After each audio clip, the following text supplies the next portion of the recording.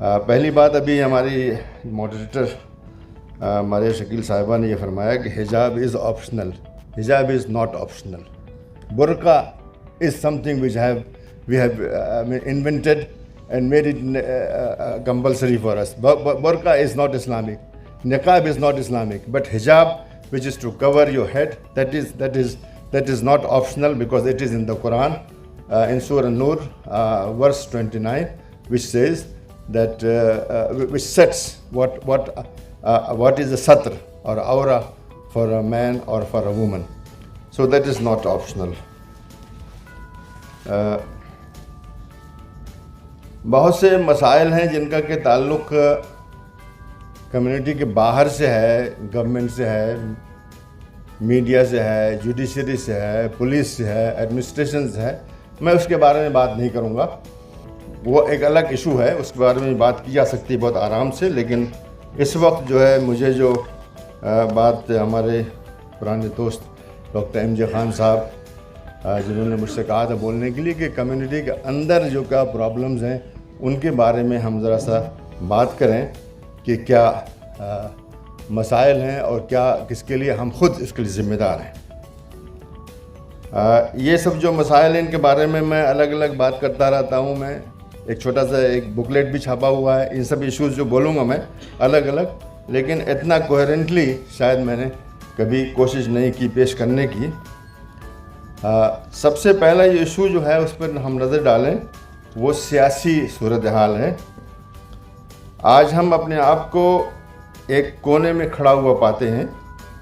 مختلف قسم کے چیلنجز ہمارے سامنے ہیں، لیکن نجات کا کوئی راستہ نظر نہیں آ رہا ہے.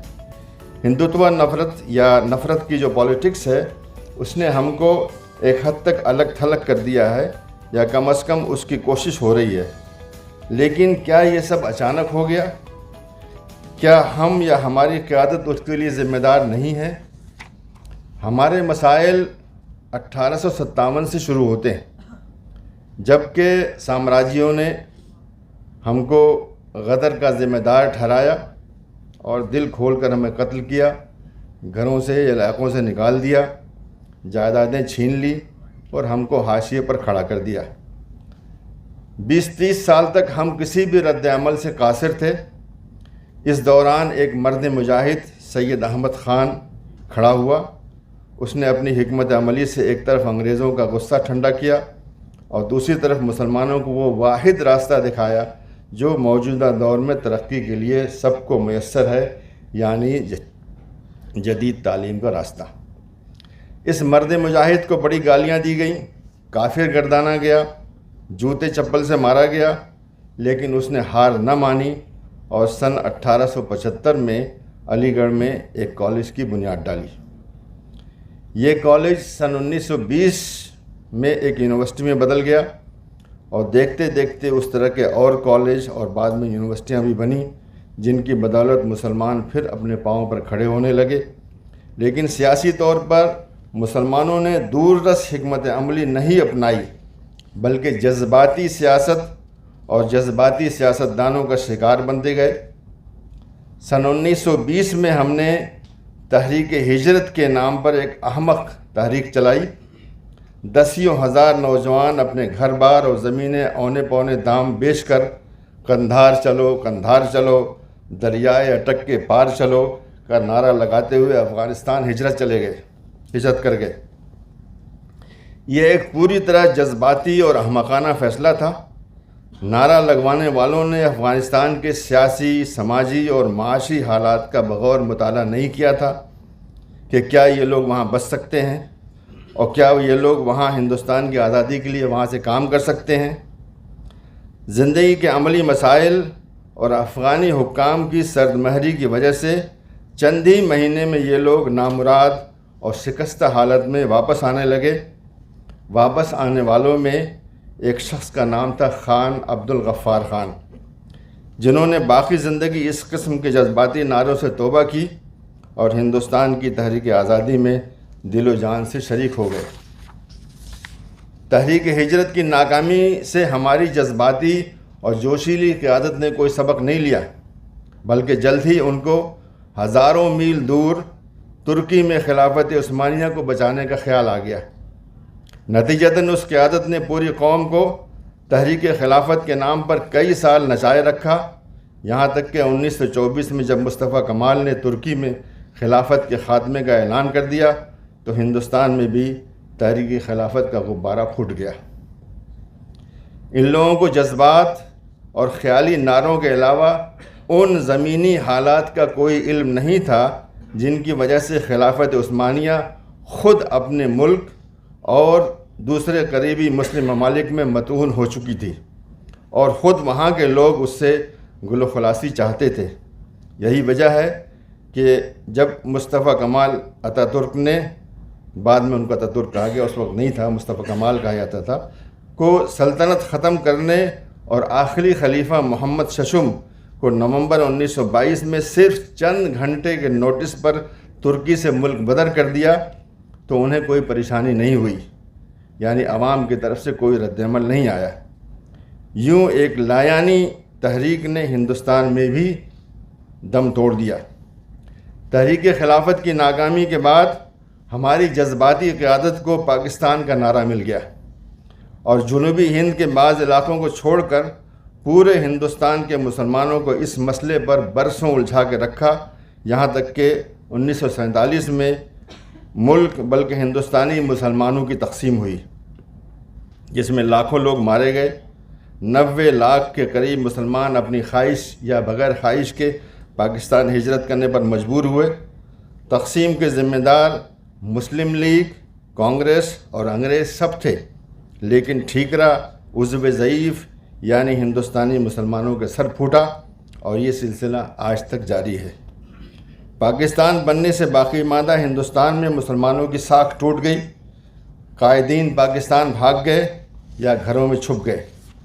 دانشوروں کا ایک بڑا خلا پیدا ہو گیا جو اب بھی پر نہیں ہوا ہے۔ معاشیات ایسی تباہ ہوئی کہ مسلمان آج تک دوبارہ 1947 سے پہلے کے حالت پر واپس نہیں آیا ہے۔ اس کے بعد 1980 کی دہائی میں دو اور جذباتی تحریکوں نے ہمارے ہاں جنم لیا، یعنی شاہ بانو یا مسلم پرسنل لاء کی تحریک اور پھر بابری مسجد کی تحریک۔ دونوں تحریکوں میں عقل سے کم اور جذبات سے زیادہ کام لیا گیا۔ نعرہ لگانے والے لیڈر بن گئے اور مسلمانوں کو برسوں نچاتے رہے۔ دسمبر 1992 میں بابری مسجد کی شہادت کے وقت کے ساتھ یہ قیادت بھی زمیں بوس ہو گئی۔ تب سے آج تک ہمارے یہاں کوئی نئی قیادت نہیں ابھری ہے۔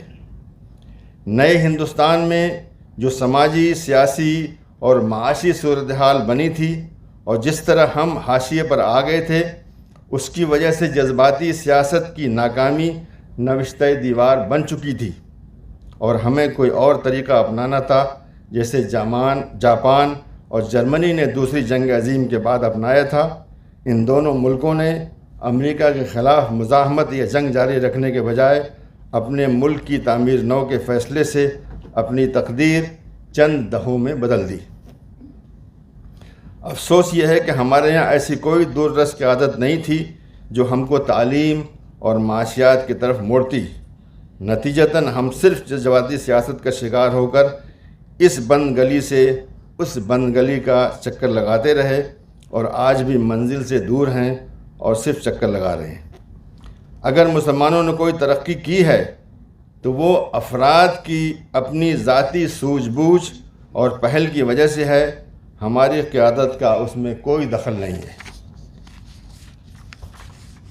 میں یہ بالکل نہیں کہہ رہا ہوں کہ شاہ بانو اور بابری تحریکوں کا جو حشر ہوا وہ وہی ہونا چاہیے تھا، یقیناً ایسا نہیں ہونا چاہیے تھا، لیکن ہم سب کو معلوم ہونا چاہیے کہ سیاسی اور قانونی حقوق زمینی حقائق سے الگ نہیں رہتے ہیں۔ ان مسائل کو کسی اور طریقے سے سڑک سے دور حل کرنا چاہیے تھا۔ شروع میں بابری مسجد کا مسئلہ ٹھنڈے طریقے سے حل کرنے کی کوشش کی گئی، جس میں کہ مسلمانوں کی سبکی نہ ہوتی، لیکن جذباتی اور جوشیلے قائدین نے ان کوششوں کو کامیاب نہیں ہونے دیا۔ نتیجتاً ہمیں ایسی ناکامی ملی ہے کہ ہم سر اٹھانے اور بولنے کے بھی قابل نہیں رہے۔ ہماری اسی جذباتی سیاست سے نفرت کی اس سیاست کو بھی تقویت ملی ہے بلکہ ملتی چلی گئی ہے، جو ملک کے دستوری ڈھانچے کے بدلنے کے در پہ ہے۔ حالانکہ اب بھی ملک میں ایسے بہت سے انصاف پسند لوگ موجود ہیں جو قانون اور دستور کی حمایت میں کھڑے ہوئے ہیں، لیکن ان کی تعداد بھی روز بروز کم ہوتی جا رہی ہے۔ آزادی کے بعد ہماری ایک بڑی کمی یہ رہی ہے کہ ہم اپنی زمینی طاقت بنانے کے بجائے چند پارٹیوں اور چند سیاستدانوں کی آنکھ بند کر کے تائید کی، اور ملک کی ابھرتی ہوئی طاقتوں سے ڈائیلاگ کرنے کے بجائے ان کو صرف چیلنج کرتے رہے۔ ان نئی طاقتوں سے کوئی تال میل نہ بنانا بلکہ الٹا انہیں دشمن بنا لینا کسی طرح کی عقل مندی نہیں تھی۔ آج بھی ضرورت ہے کہ ہم کسی ایک پارٹی کی تائید کرنے یا لوگوں کو صرف کسی ایک پارٹی کو ووٹ دینے کی صلاح دینے کے بجائے ہم عوام پر چھوڑ دیں کہ وہ عمدہ کارکردگی کی بنیاد پر جس امیدوار کو چاہیں اپنے حلقے میں ووٹ دیں۔ پچھلے سالوں میں ہم نے دیکھ لیا کہ کوئی سیاسی پارٹی ہمارے ساتھ نہیں ہے۔ ہم پر بڑے بڑے طوفان آئے لیکن کوئی بولنے تک کو تیار نہیں ہے۔ ایسے حالات میں ہم کیوں کسی سیاسی پارٹی کا دم چھلہ بنیں اور کیوں کسی سیاسی پارٹی سے دشمنی کو اپنی ملی سیاست کی شناخت بنائیں؟ اپنے حقوق کے لیے اور مظالم کے خلاف اداروں اور عدالتوں کے ذریعے اپنی لڑائی لڑنی جاری رہنی چاہیے، لیکن یہ کچھ افراد اور تنظیمیں کریں گی، پوری قوم نہیں کرے گی۔ پوری قوم اس کے لیے سڑکوں پر نہیں اترے گی اور نہ ہی علانیہ کسی کے خلاف سب و شتم کے مرتکب ہوں گے۔ اس قانونی لڑائی میں ہم سماج کے کسی ایک بڑے حصے کو دشمن نہیں بنائیں گے۔ ہم کو سماج کی تمام نمائندہ طاقتوں اور پارٹیوں کے ساتھ تعلقات، بات چیت اور ڈائیلاگ جاری رکھنا چاہیے۔ سیاست میں کوئی اشوت نہیں ہوتا ہے، ہمیں بھی اسی حکمت عملی پر عمل کرنا چاہیے۔ ہمارے ساتھ ایک مسئلہ یہ بھی رہا ہے کہ جن مسائل کے بارے میں ہمارا خیال ہے کہ وہ براہ راست ہم پر اثر انداز ہوتے ہیں، ہم صرف انہی میں دلچسپی لیتے ہیں۔ سماج میں جو دوسرے مسائل ہیں اور جو زیادتیاں ہو رہی ہیں، ہمیں ان سے سروکار نہیں ہوتا ہے۔ ہمیں یہ رویہ بدلنا ہوگا اور ہمیں ان سارے مسائل میں دلچسپی لینی ہوگی جس کا ملک کے حاضر اور مستقبل سے تعلق ہے۔ اب میں آتا ہوں معاشی مسئلے پر۔ بہت بڑا مسئلہ ہے۔ کوئی بھی قوم اگر معاشی طور سے ابتر ہے، پیچھے ہے، تو پھر وہ ترقی نہیں کر سکتی، نہ وہ اپنے حقوق لے سکتی ہے۔ ہندوستانی مسلمانوں کی اکثریت غریب ہے۔ ہماری تنظیموں نے آج تک مسلمانوں کی معاشی حالت بہتر کرنے کے لیے کوئی نقشہ یہ پروگرام نہیں بنایا۔ ہر مصیبت ان کو چندہ جمع کرنے کا موقع نظر آتی ہے۔ سود کے حرام ہونے کے نام پر ایک مسلمان دوسرے مسلمان کو قرضہ نہیں دیتا ہے۔ تنظیموں نے اس کے لیے کوئی نظم نہیں بنایا۔ ایسی حالت میں جو مسلمان کسی وجہ سے قرضے کے محتاج ہوتے ہیں، وہ دوسروں بلکہ اکثر مسلمانوں سے ہی بڑے اونچے سودی ریٹ پر قرضے لیتے ہیں، جس سے وہ برباد ہو جاتے ہیں۔ اسلامی معاشیات کا برسوں سے بڑا غلغلہ ہے، لیکن آج تک کوئی ایسا قابل عمل ماڈل نہیں بن سکا جس سے غریب لوگوں کی بروقت مدد ہو یا غریب لوگ جہاں اپنی کمائی اور پونجی کو جمع کر سکیں۔ ہندوستان کے باہر جو اسلامی بینک بنے ہیں وہ ناکام ہیں، بلکہ میرا ذاتی تجربہ بھی ہے کہ وہ عام بینکوں سے زیادہ خطرناک ہیں۔ یہ سن 1982 کی بات ہے کہ جب میں نے قاہرہ میں واقع فیصل اسلامک بینک میں چند $1000 بطور انویسٹمنٹ جمع کیے۔ حساب کھولنے اور پیسہ جمع کرنے کے لیے انہوں نے سروس کے نام پر چند $100 مجھ سے وصول کر لیے۔ اس کے بعد میں ہندوستان آ گیا اور مجھ کو یہاں پیسوں کی ضرورت پڑی تو میں نے مذکورہ اکاؤنٹ بند کرنے کے لیے فیصل بینک کو خط لکھا۔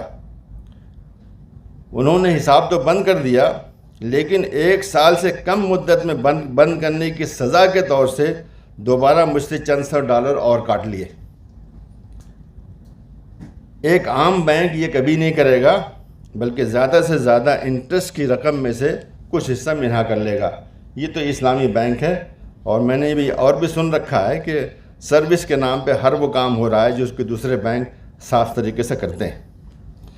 ہمارے یہاں ہندوستان میں کافی دنوں سے اسلامی بینکنگ یا اسلامی فائننس کا شور وقتاً فوقتاً اٹھتا رہتا ہے، لیکن یہ سب ہمارے پیسے کو لوٹنے والی کمپنیاں ہیں، جیسے المیزان اور الفلاح نام کے ادارے، جن کو ہمارے بعض مفتیان نے فتوی بھی دے رکھے تھے، اس کو وہ چھاپتے تھے اپنے کتابچوں کے اندر۔ انہی کمپنیوں میں ہزاروں کروڑ کھونے کے باوجود ہم نے کوئی سبق نہیں سیکھا ہے۔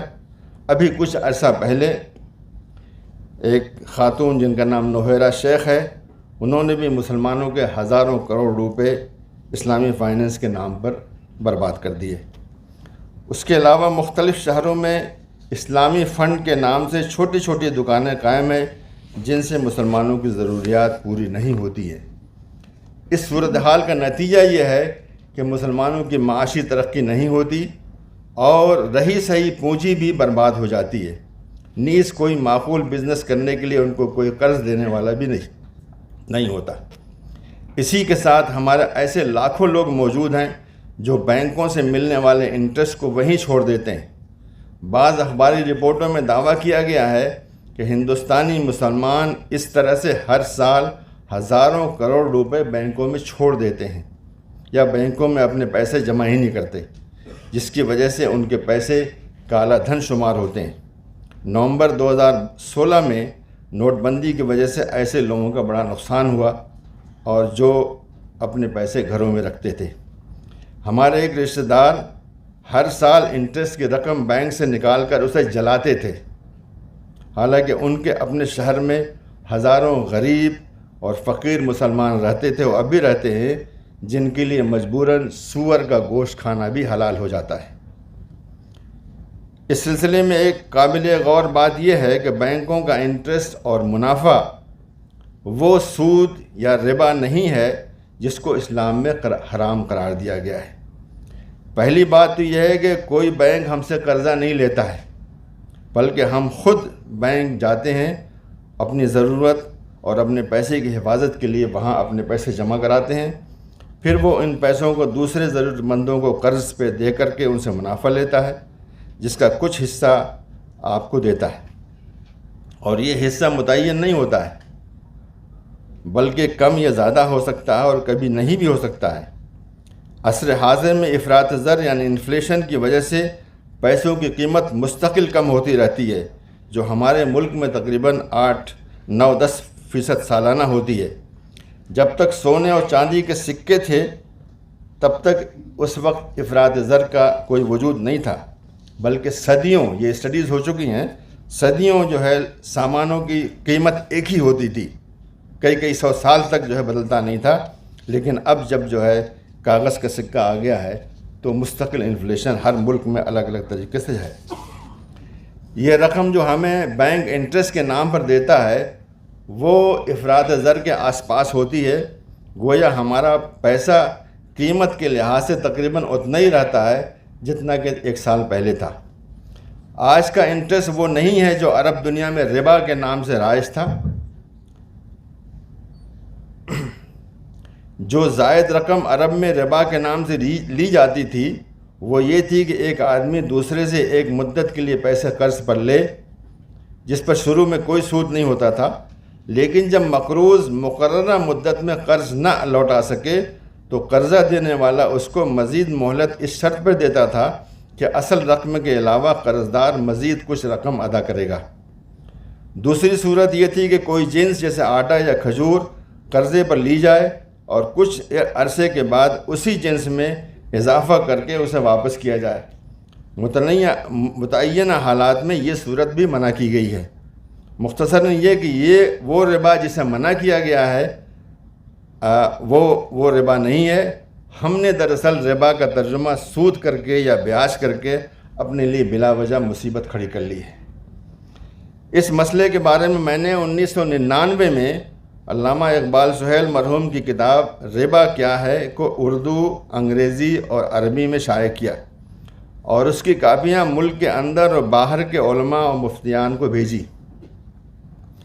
آج تک 30 سال ہو گئے ہیں، آج تک جو ہے اس کتاب کا کوئی جواب میرے سامنے نہیں آیا ہے۔ البتہ شام یعنی سیریا کے جو مفتی اعظم شیخ احمد کفتارو اب ان کا انتقال ہو گیا ہے، انہوں نے ضرور جب مجھے جواب دیا اور شکریہ ادا کیا کہ آپ نے بہت بڑی خدمت انجام دی ہے۔ سود ایک بڑا مسئلہ ہے جس کی وجہ سے مسلم معاشرت بہت سے مسائل میں گھرا ہوا ہے اور آگے نہیں بڑھ پا رہا ہے، کیونکہ ہم نے راستے خود بند کر لیے ہیں اور کوئی متبادل نہیں فراہم کیا ہے۔ اسی کے ساتھ ہمارے کچھ علماء نے انشورنس کو بھی حرام قرار دے دیا ہے، جس کی وجہ سے بہت سے لوگوں کو فسادات اور دوسری ناگہانی مصیبتوں میں نقصان کے بعد اپنے پاؤں پر دوبارہ کھڑے ہونے میں بڑی مشکل پیش آتی ہے۔ میں خیال کافی وقت میں لے رہا ہوں، ذرا سا اور اگر صبر کریں تو 2-3 باتیں اور آ جائیں گی۔ جی، تعلیم کا مسئلہ ہے ہمارے سامنے۔ تعلیمی طور سے ہندوستان کے مسلمان دوسرے گروپوں سے پیچھے ہیں۔ ہمارا 40-45% معاشرہ ناخواندہ ہے۔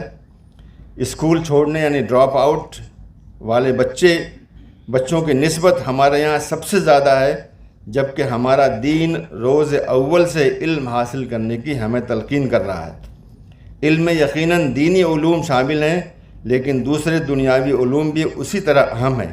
جب اللہ کے رسول نے صلی اللہ علیہ وسلم نے ہم سے کہا کہ علم حاصل کرو چاہے چین میں ہی کیوں نہ ہو، تو اس کا مطلب دینی علوم نہیں تھے۔ اس لیے ہمارا فرض ہے کہ زمانے اور حالات کے لحاظ سے جو علوم بھی مطلوب ہوں ان کو ہم سیکھیں اور ان میں امتیاز حاصل کریں۔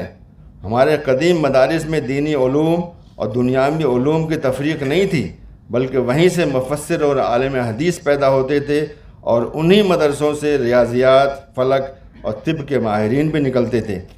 مغربی سامراج کے آنے کے بعد یہ سلسلہ ٹوٹا اور مسلمانوں نے ایسے پرائیویٹ مدرسے بنانے شروع کر دیے جہاں دینی کیا بلکہ صرف مسلکی تعلیم دی جاتی ہے۔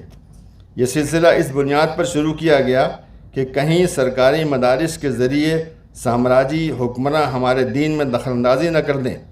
وقت گزرنے کے ساتھ یہ پرائیویٹ مدرسے اور ان کا نظام تعلیم مقدس ہو گئے، اور ان میں کسی بھی تبدیلی کی بات کی جاتی ہے تو دین خطرے میں پڑ جاتا ہے۔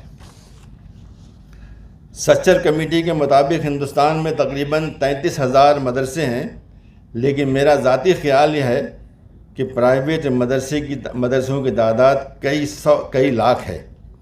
یہ مدارس ابتدائی، متوسط، ثانوی، عالمیت اور فضیلت کے درجات تک کے ہیں۔ ان میں ہمارے تقریباً 10% بچے پڑھتے ہوں گے۔ 8، 10 اور 12 سال گزارنے کے بعد جب یہ طلبہ مدارس سے باہر نکلتے ہیں تو وہ اس دنیا کے لائق نہیں رہتے ہیں، بلکہ صحیح معنی میں ان کو دینی علوم اور عربی زبان پر بھی پوری دسترس نہیں ہوتی ہے۔ وہ جدید عربی لکھنے اور بولنے پر قادر نہیں ہوتے ہیں۔ مدارس کے نصاب کے اصلاح کی باتیں تقریباً 1 صدی سے چل رہی ہیں، لیکن عملاً کوئی اصلاح بہت کم اور بہت دیر میں آتی ہے۔ ضرورت یہ تھی کہ یہ مدارس دینی اور عصری دونوں تعلیم دیں اور ان سے نکلنے والا نوجوان ہائی اسکول اور سینئر سیکنڈری اسکول کے سرٹیفکیٹ لے کر باہر نکلے، لیکن یہ نوجوان جو سند آج لے کر نکلتا ہے اس کی دنیا میں کوئی قیمت نہیں ہے۔ وہ صرف امام، مؤذن یا کسی مدرسے میں تدریس کے لائق ہوتا ہے۔ اگر وہ زیادہ تیز و ترار ہوتا ہے تو ایک مدرسہ اور کھول لیتا ہے۔ چند 100 فارغین مدارس بعض ہندوستانی یونیورسٹیوں میں داخلے لے کر انسانیات کے کچھ کورس کر لیتے ہیں، یا ان میں سے 10-20 بعض عرب یونیورسٹیوں میں داخلے پا لیتے ہیں، لیکن ان فارغین مدارس کی اکثریت عظمیٰ حاشیے پر زندگی گزرنے پر مجبور ہوتی ہے، اور ہر سال اس میں لاکھوں کا اضافہ ہو رہا ہے۔ ہم نے کئی سال قبل جامعہ ازہر کے اسکول، جنہیں وہاں پر معاہد ازہریہ کہا جاتا ہے، کہ طرز پر ہندوستان میں مدارس کا نصاب بنانے کی تجویز رکھی تھی، لیکن کسی نے اس پر توجہ نہیں دی۔ جامعہ ازہر کے اسکولوں میں ایسی جدید و قدیم تعلیم ہوتی ہے کہ میٹرک کے بعد جسے ثانویہ کہتے ہیں، بچہ کسی بھی اسٹریم میں جا سکتا ہے۔ ہندوستان کا ایک مدرسہ خود کو ازہر ہند کہتا ہے، لیکن اصلی ازہر جو مصر میں ہے اور جس میں میں نے تعلیم حاصل کی ہے، یہاں کے مدارس سے بہت مختلف ہے۔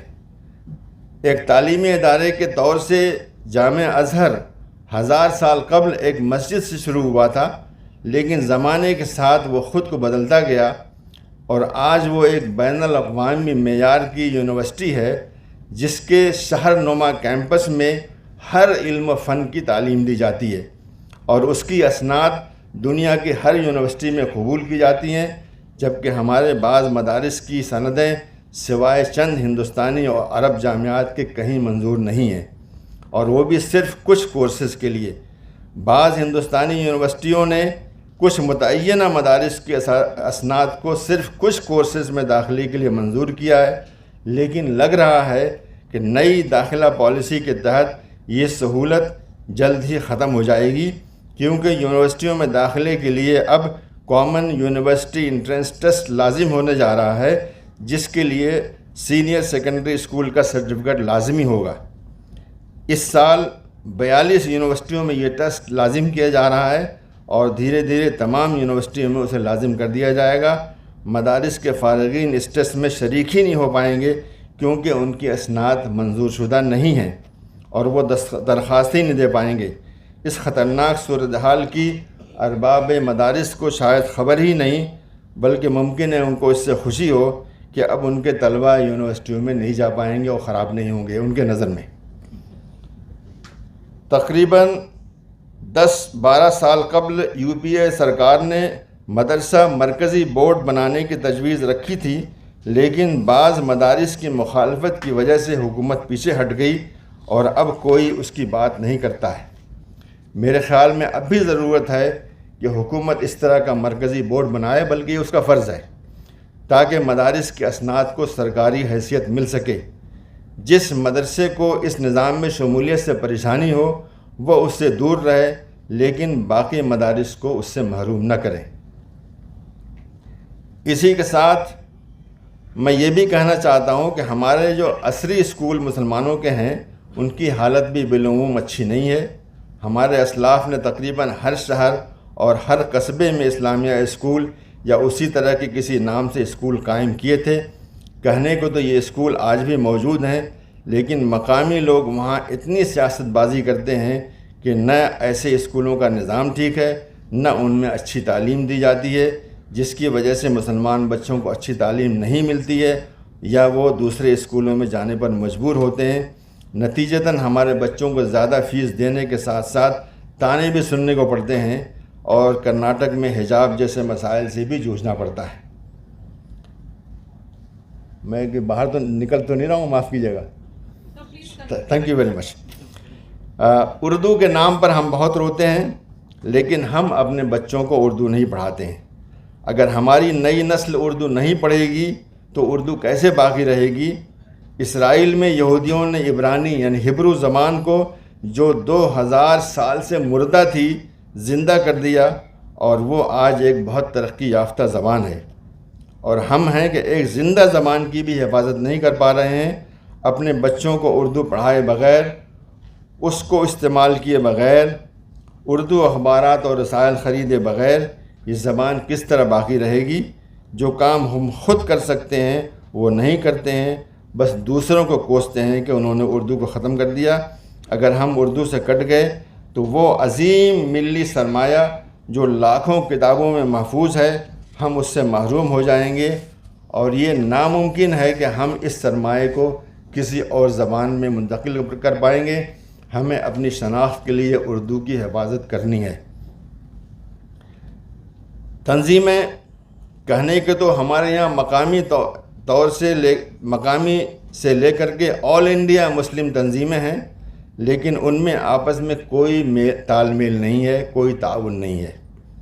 مختلف پروگرام ہر تنظیم کر رہی ہے، بار بار درخواست کرنے پر بھی وہ نہیں بتاتے ہیں کہ وہ کس کس کی مدد کر رہے ہیں۔ نتیجہ یہ ہوتا ہے کہ بعض شاطر لوگ مختلف اداروں سے مدد حاصل کرتے ہیں اور حقدار لوگ محروم رہ جاتے ہیں۔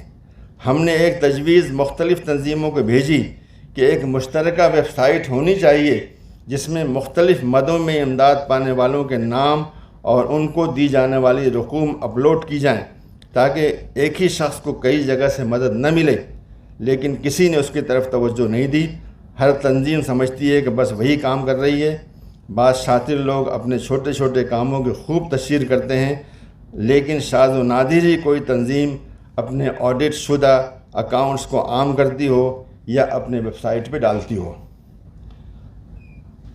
سماجی مسائل، سماجی طور سے ہمارے خاندان بکھر رہے ہیں۔ اصل امور جیسے تعلیم اور کاروبار پر توجہ نہیں ہے۔ جو پیسے بھی ہیں ان کو غلط رسوم، بالخصوص شادیوں پر بے تحاشا خرچ کر کے اڑایا جا رہا ہے، بلکہ اس کی وجہ سے لوگ بری طرح مقروض ہو رہے ہیں اور آباء و اجداد کی جائیدادوں کو بلا وجہ کے دکھاوے کے لیے فروخت کر رہے ہیں۔ جن کے پاس ذرا سے پیسے ہیں وہ بار بار دکھاوے کے لیے حج اور عمرے کر رہے ہیں، جبکہ یہاں غربا، مدارس اور یتیم خانوں وغیرہ کی بہت بری حالت ہے۔ صرف فیس نہ دے پانے کی وجہ سے لاکھوں بچے ہر سال اسکول چھوڑ دیتے ہیں۔ میراث کے معاملے میں یعنی انہیریٹنس کے معاملے میں ہم تقریباً پوری طرح سے شریعت کی خلاف ورزی کر رہے ہیں۔ شاذ و نادری شریعت کے مطابق میراث کی تقسیم ہو رہی ہے، بلکہ طاقتور افراد کمزور رشتہ داروں کو ان کے حقوق سے محروم کرتے ہیں اور بالعموم ہماری عورتوں کو ان کا حق نہیں ملتا ہے۔